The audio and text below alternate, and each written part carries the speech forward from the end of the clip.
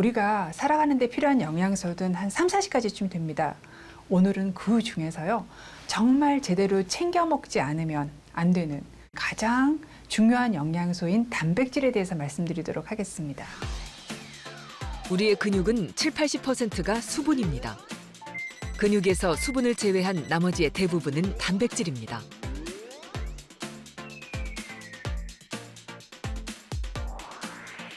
단백질이 모자라면 근육을 만드는 재료가 부족해집니다. 반대로 단백질을 충분히 먹으면 소화효소에 의해 아미노산으로 분해되어 혈액으로 흡수됩니다. 이때 아미노산은 근육으로 가서 단백질을 합성하라는 신호를 보냅니다. 단백질 식품이 보내는 신호는 근력 운동을 함께 할 때 더욱 효과가 커져 근육 합성이 더 활발해집니다. 이렇게 중요한 단백질, 하루에 얼마나 먹어야 할까요? 보통 자기 체중 1kg당 1g의 단백질이 필요합니다. 계산을 쉽게 하기 위해서 60kg짜리 사람이 있다고 생각을 하면요. 60g 정도의 단백질을 드시면 됩니다. 60g이 필요하니까 두부 한 모가 300g이거든요. 두부를 2모를 먹거라.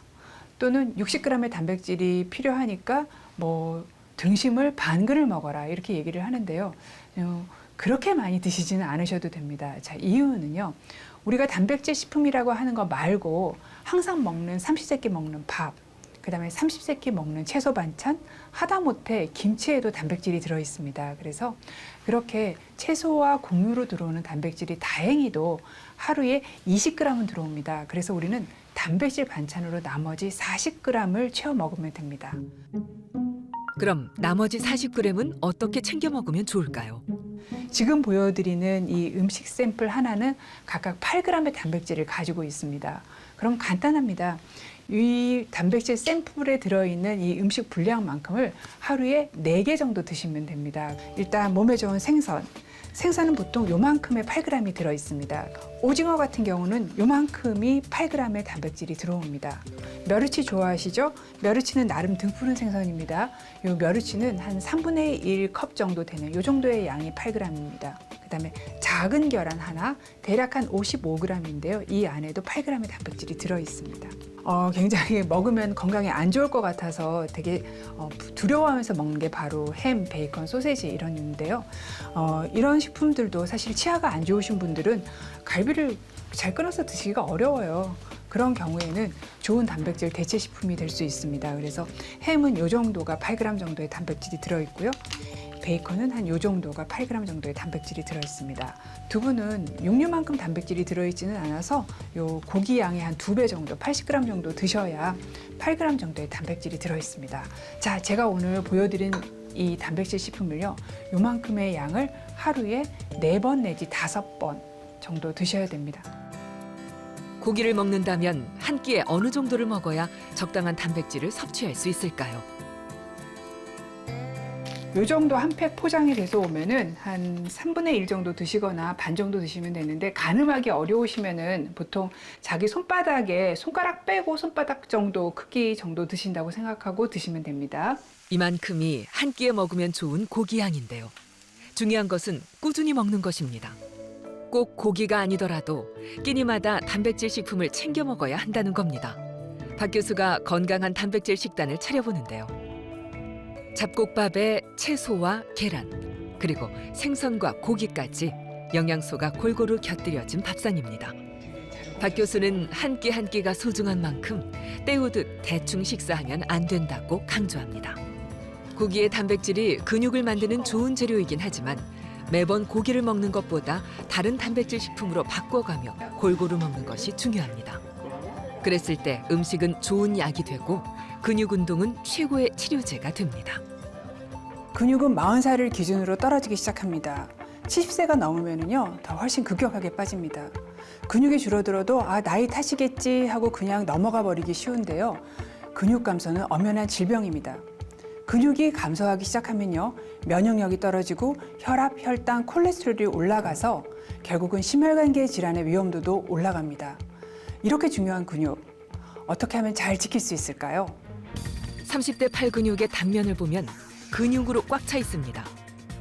하지만 노화가 진행되면 근육이 적어지는 대신 그 자리에 지방이 차지하게 됩니다. 근육은 근육 섬유다발로 돼 있고 근육 섬유다발은 다시 수많은 근육 섬유로 채워져 있는데요. 노화로 인해 재생되는 근육보다 손상되는 양이 많아지면서 전체적인 근육량도 줄어들게 됩니다. 결국 기운이 없거나 걷는 속도가 느려지고 자주 넘어지는 증상이 주로 나타나게 되는데 이를 근감소증이라 부릅니다. 근육량이 줄어들고 근력이 줄어들고 신체 수행 능력이 줄어드는 경우를 얘기합니다. 조금 쉽게 얘기하면요. 근육량이 줄어드니까 당연히 근력이 줄어들게 되고요. 그것 때문에 우리가 일상생활을 하기 위해서 해야 되는 일들, 간단하게 계단을 올라간다거나 아니면 짐을 나른다거나 아니면 침대에서 일어나는 이런 일상생활의 수행 능력이 떨어지는 질환을 근감소증이라고 합니다. 어머님들이 저한테 오셔가지고 저녁 먹었는데 설거지 할 힘도 없다고 얘기하신 분 있어요. 집에 가면은 곧장 저녁 먹고 TV 보면서 누워서 이렇게 리모컨 하다가 주무시거나 유튜브 보다가 주무시는 분들 모셔다 검사해보면 대부분 근육량이 떨어져 있고 근력도 떨어져 있는 분 경우가 많습니다. 내가 24시간을 사는 에너지가요. 어디서 오냐면 내 근육에서 옵니다. 근육량이 줄어들게 되면은 사실 내 감정도 굉장히 많이 건드려요. 그래서 내가 되게 튼튼할 때는 누가 뭐라 그래도 짜증이 안 나는데 내가 내 몸이 되게 힘들 때는 누가 조금만 자극을 하면 버럭 화가 나죠. 식구들한테도. 근육은 나이를 먹어감에 따라 조금씩 손실됩니다. 근육량은요, 20, 30대에 최대에 이릅니다. 그리고 한 40살 정도부터 조금씩 떨어지는데요.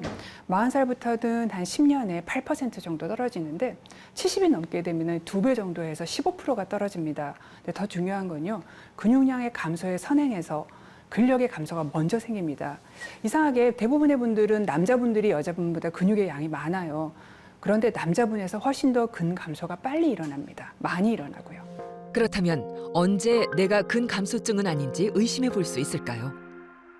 흔히들 얘기하시는 경우가 신호등 바뀔 때까지 횡단보도를 다 못 건널까 봐 걱정이 된다라고 얘기하시는 분이 있고요.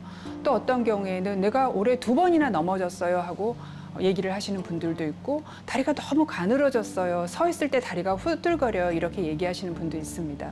그다음에 일어날 때 누구나 바닥에서 자꾸 일어날 때는 바닥을 짚기는 하세요. 근데 바닥만 짚는 걸로 해결이 안 되고 벽까지 집어야 일어날 수 있다. 그러면 근감소증을 의심해 볼 수 있고요. 5kg 정도면 쉽게 들 수 있는 무게거든요. 그런데 보통 이제 쌀이 한 4kg 정도 되는 포대가 있어요. 그거보다 조금 무거운 정도의 무게를 쉽게 들고 나르는 게 불가능하다면 근감소증을 의심해 볼 수 있습니다.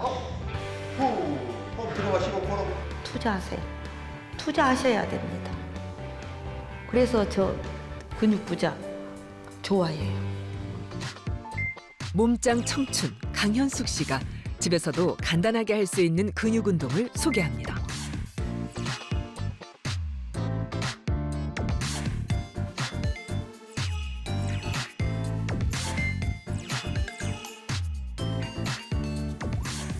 사실 걷기 운동하는 거는 남사스럽게 생각 안 하시는데 아직도 근력 운동을 하면서 앉았다 일어났다 다리를 올렸다 내렸다 하는 것에 대해서는 굉장히 점잖지 못하고 남사스럽고 내 일이 아니고 저건 젊은 사람들을 위한 거라고 생각하시는 분들이 굉장히 많습니다. 그런데 그런 운동들이 쌓이고 쌓여가지고 내 근육량을 지켜주고요. 내 근육량을 지켜야 내가 살아있는 동안 남의 도움을 받지 않고 건강하게 살 수가 있습니다. 그렇게 해야 의료비도 줄어들고요. 그래서 근육 부자가 진짜 부자입니다.